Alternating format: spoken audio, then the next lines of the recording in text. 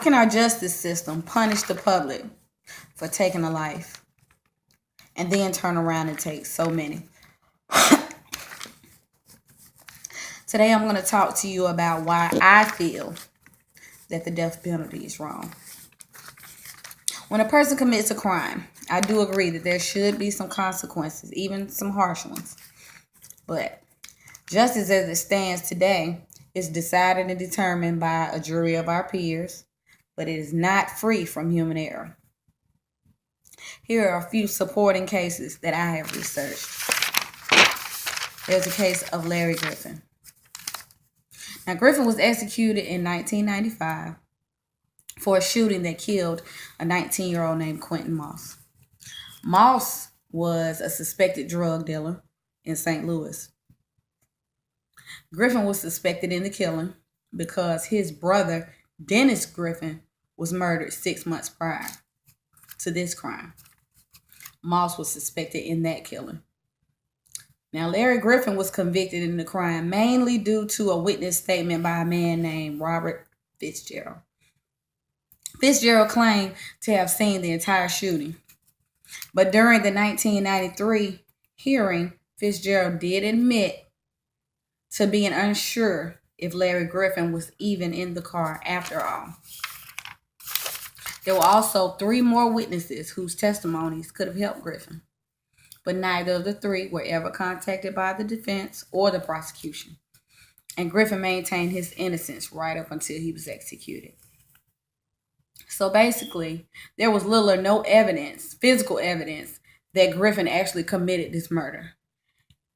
The witness statement that initially got him charged and subsequently convicted recanted at the end and admitted that he wasn't even sure if Griffin was even in the car.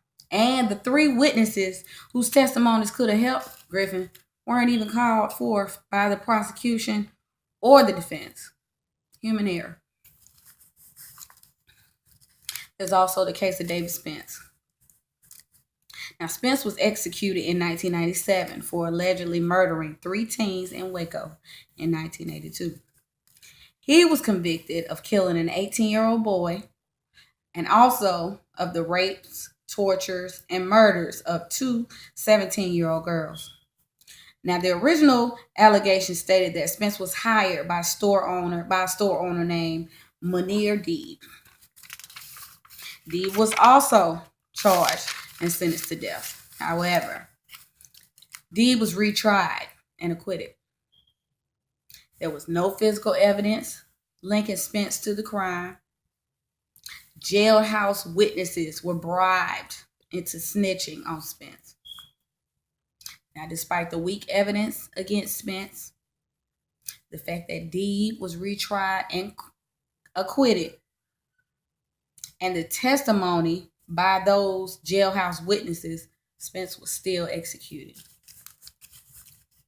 There's a case of Leo Jones. Jones was executed in 1998 for allegedly murdering a police officer in Florida. Although Jones did confess, he stated later that he was forced to say he did it by the interview officers. He said that they used hours and hours of intimidating police interrogation. They threatened him, and they even forced him to play Russian roulette. It was also believed that this particular police department had a vendetta against Jones because he had previously assaulted a police officer. These same 2 officers that are in question in this case were fired from the force shortly after for using violence in other cases. But still, despite the repeated appeals, witness testimony, in support of Jones' exoneration, his sentence still stood. Jones was killed in an electric chair. There's a case of Timothy Evans. Now, Evans was sentenced to death for the murder of his daughter in 1949 at his home in Notting Hill, London. Evans maintained his innocence, and he accused his neighbor, John Christie, of the murder. Now, the department's investigation and physical evidence was very weak. After Evans was tried and executed, his neighbor, Christie, was found to be a serial killer who was responsible for murdering numerous women at his home. There were campaigns to overthrow Evans' conviction, but an official inquiry was not conducted until 16 years later. It was found that Evans' daughter had been killed by Christie. But what good was that? By then, Evans had been wrongfully executed, and he was granted a posthumous pardon. Because of this case, this particular case, the UK's decision to abolish capital punishment was influenced. A study done on capital punishment found that in this century, 343 people were wrongfully convicted, and 25 of these people were executed. The criminal justice system it makes egregious errors. It tends to convict and execute innocent people. One or more people in every year of this century have been on death row who are eventually shown to be innocent. That's a lie. One or more. Lives snuffed out. The Huffington Post reported that more than 4% of inmates sentenced to death in the U.S. are probably innocent. And what's shocking to me is the majority of innocent people who are sentenced to death are never freed. Even though they're innocent. They're found innocent. They're never freed. Since the year 1989, there have been more than 300 convictions overturned because of DNA evidence.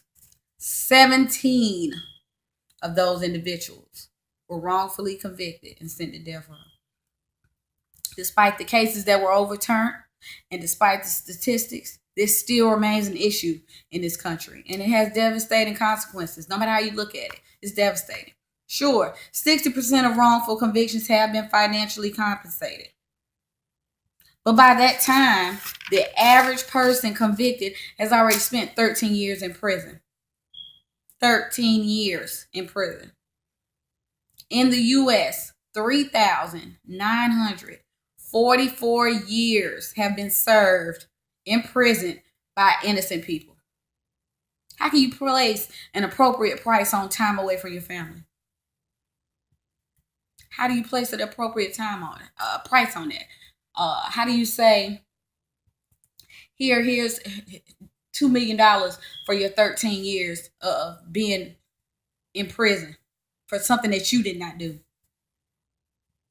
Can you place an appropriate price on time away from your family? How can you determine an amount for missing your child's youth? What about the individuals who've been executed? Can their lives be returned? Can their family's pain be healed? We can't bring back Troy Davis, who was wrongfully convicted of killing an off-duty police officer in Savannah, Georgia, despite evidence that his co-defendant actually did the shooting. The same said defendant was allowed to testify against Davis, and he was found guilty and executed. Human error. After hearing just these few instances of injustices and the flaws in our justice system, it's clear to me that the way cases are handled in the U.S. is not foolproof, and people are dying due to the system. Does this mean that people should be allowed to get away with murder or not be held accountable for their actions? Absolutely not. That's not what I'm saying. If you commit a crime, you should do the time. But I would much rather see somebody spend 10 years in prison than to lose their life, especially over something that they didn't do. But only we can attempt to bring about some type of change. The death penalty should be abolished in all states, I believe. Innocent lives depend on it. Thank you.